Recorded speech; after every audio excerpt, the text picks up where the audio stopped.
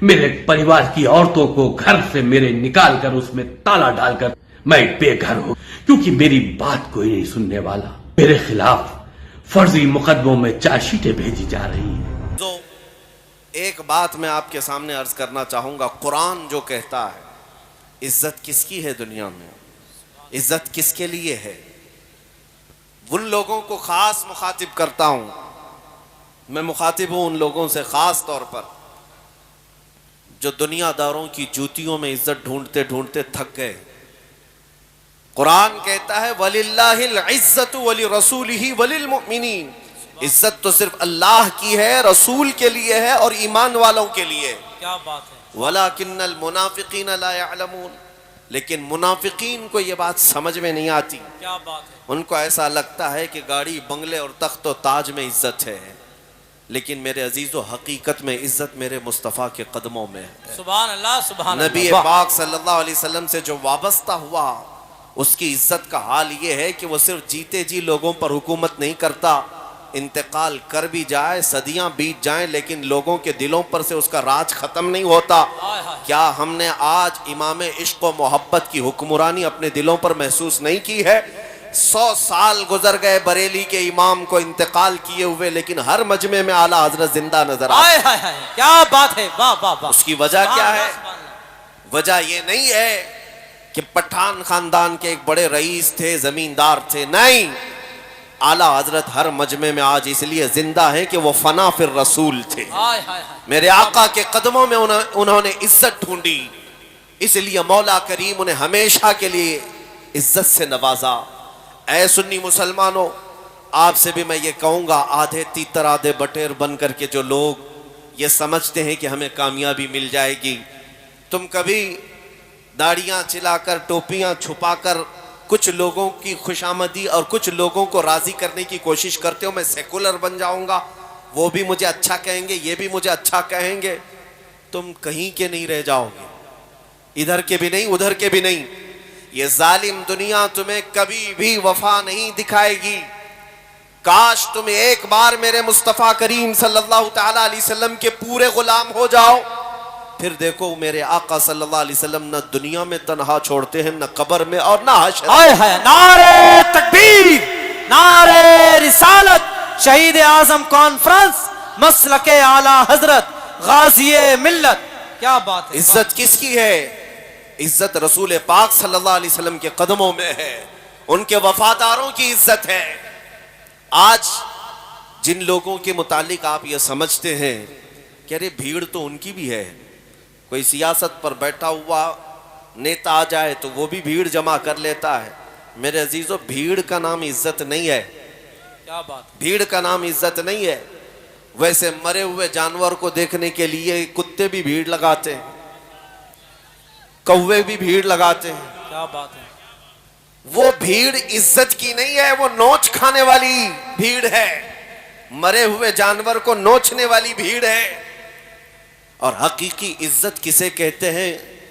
शायद यहाँ देखी हुई आंखें मौजूद होंगी, हुजूर ताजु शरिया बदर सुभान अल्लाह सुभान अल्लाह, जिंदाबाद जिंदाबाद। मेरे अजीजों, वो सोशल मीडिया के काजी उल कुज़ात भी नहीं थे।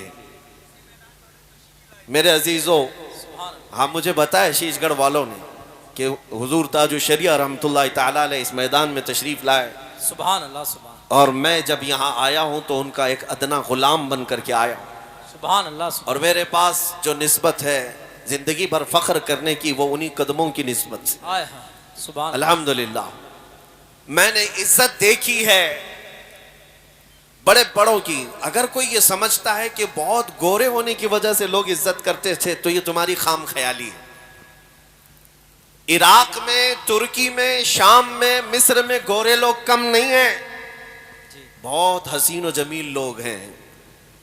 मैं बरेली शरीफ में जानता हूँ शेख उमर सलीम अल आज़मी, इमाम आज़म अबू हनीफा रहमतुल्लाह अलैह की औलाद में से, वो तकरीबन 3 महीने तक यहीं बरेली में थे। बड़े खूबसूरत, उनका चेहरा तो सेब की सुर्खी की तरह। लेकिन हमने देखा कि हुजूर ताजु शरिया जब नमाज के लिए कभी वहाँ मुसल्ला बिछाकर खड़े होते, वो काफ़ी देर तक नमाज ख़त्म होने तक टकटकी बांध कर देखते रहते। کیا عراق میں اور علماء نہیں تھے؟ کیا عراق میں بڑے خوبصورت لوگ نہیں ہیں؟ انہوں نے جو خود ہم سے کہا تھا وہ بات میں آپ کے سامنے رکھتا ہوں. اور شیخ عمر سلیم الاعظمی نے کہا تھا کہ بیٹا ہم ان کو جو دیکھتے ہیں یہ ہمارے اختیار میں نہیں ہے، خود ان کا حسن ہماری اپنی طرف ہمیں کھینچتا ہے. اور پھر انہوں نے کہا یہ حضور پاک صلی اللہ تعالی علیہ وسلم کے سچے عشق کی برکت ہے جو سینہ ان کا لبالب بھرا ہوا ہے. عزت اس بات کی ہے. ابھی اگر میں ذکر کرنے لگ جاؤں تو یہاں عرس تاج الشریعہ ہی ہو جائے گا، لیکن میرا موضوع ہے حضور پاک کی محبت. کیا بات. میں آپ کو کہتا ہوں مصر میں ایک ہمارے بہت بڑے استاد شیخ طاہا حبیشی صاحب انتقال فرما گئے، ابھی سادات میں سے تھے.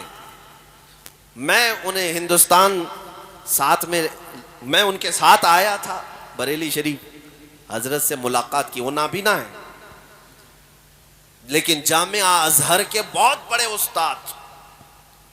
استاد 40 سے زیادہ کتابیں لکھی جبکہ پیدائشی نابینا ہے. اللہ. بہت بڑے عالم دین.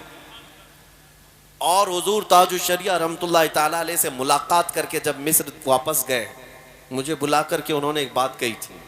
کہا بیٹا تمہارے شیخ کے پاس ایک عطر ہے جو وہ خوشبو لگاتے ہیں، شاید وہ ہندوستان میں ملتی ہے، مجھے وہ لا کر دو. سبحان اللہ. سبحان. عود حضرت جو استعمال فرماتے. میں آیا حضرت سے کہا کہ حضرت شیخ طاہا حبیشی صاحب وہ عطر مانگتے ہیں جو آپ لگاتے ہیں. کیا بات. آپ نے حکم فرمایا ممبئی میں حضرت کے ایک مرید تھے، کہا ان سے کہو وہ دلائیں گے، وہ لے کر جاؤ اور ہدیتاً پیش کرو. کافی مہنگا عطر تھا. سبحان اللہ. میں خود وہ شیشی لے کر گیا اور شیخ طاہا حبیشی صاحب کو پیش کیا کہ حضرت نے آپ کو ہدیہ پیش کیا ہے جو عطر آپ نے مانگا تھا. انہوں نے لگایا، خوشبو لگائی اور اس کے بعد کہا یہ وہ نہیں ہے جو مجھے چاہیے تھا، ہائے ہائے. کیا وہ بات. کوئی اور عطر لگاتے ہیں. کیا بات ہے. میں دوسری چھٹی میں پھر آیا، حضرت سے کہا کہ وہ کہہ رہے ہیں یہ عطر نہیں ہے، آپ کوئی اور عطر لگاتے ہیں. حضرت نے فرمایا ٹھیک ہے وہ بھی بھیجتے ہیں. پھر دوبارہ ایک اور قیمتی عطر میرے ہی ہاتھ سے بھیجا گیا. میں لے کر کے وہ جب پہنچا اس شیخ اعظم کے پاس، انہوں نے وہ لگایا. کہا بیٹا اب مت بولنا جا کر یہ بھی وہ عطر نہیں ہے جو مجھے چاہیے تھا. اللہ اللہ. اب مت کہو، بار بار تکلیف میں مت ڈالو. تو میں نے پوچھا کہ حضور بتائیں تو صحیح کیسی تھی وہ خوشبو، کیا ہے؟ انہوں نے بات کہی، اپنا واقعہ بتایا. سن 1986 میں 1986 کی بات کر رہے ہیں. میں حج کے بعد مدینہ طیبہ کی حاضری کے لیے گیا تھا. شیخ نے فرمایا روضہ رسول کی حاضری کے وقت مجھے جالیوں کے اندر سے خوشبو آئی اور کافی دیر تک وہ خوشبو تھی. میں نے وہاں کے مقامی لوگوں سے پوچھا جو ذمہ دار ہیں، اندر روضہ رسول پر جو خوشبو لگائی جاتی ہے یہ خوشبو کہاں سے آتی ہے؟ اس وقت لوگوں نے کہا تھا کہ یہ ہندوستان سے آتی ہے. واہ واہ. مجھے اس بات پر فخر ہے سبحان میرے اللہ. آقا کے روضے پر ہند سے خوشبو گئی. کیا بات ہے. شیخ طاہا حبیشی صاحب کہتے ہیں میں نے معلوم کیا تھا کہ روضہ رسول پر تمہارے ملک سے خوشبو بھیجی جاتی ہے اور وہی لگائی جاتی ہے. کتنے سال ہو گئے؟ سن 1986 سے لے کر میں 2010 کی بات کر رہا ہوں. 2010 کی بات، تقریباً 25 سال گزر گئے.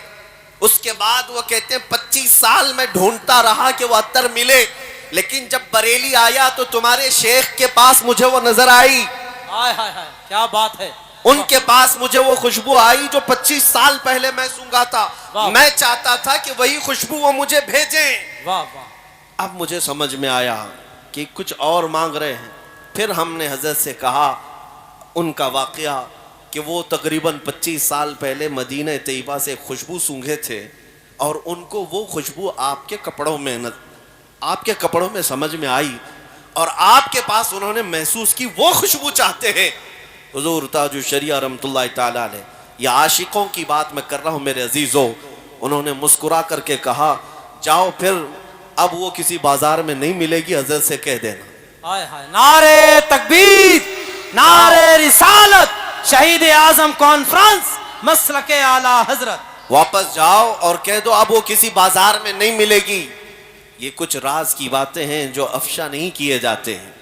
میرے عزیزوں، یہ جو خوشبوئیں تھیں یہ بازاروں سے ملنے والی خوشبوئیں نہیں، یہ میرے مصطفیٰ کے عشق کی خوشبو ہے، محبت مصطفیٰ کی خوشبو ہیں. اور اسی لیے آپ کے ناظم اجلاس نے بھی ابھی کہا تھا، مجھے شعر یاد نہیں آتے